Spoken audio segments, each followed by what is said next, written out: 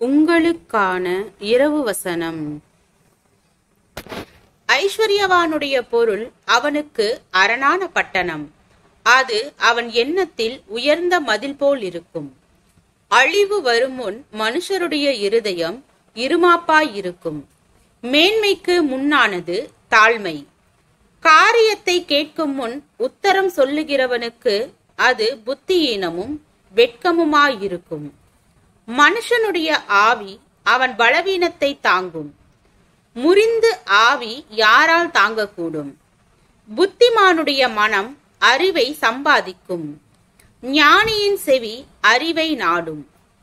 ஒருவன் கொடுக்கும் வெகுமதி அவனுக்கு வழியுண்டாக்கி பெரியோர்களுக்கு முன்பாக அவனை கொண்டு போய் விடும்.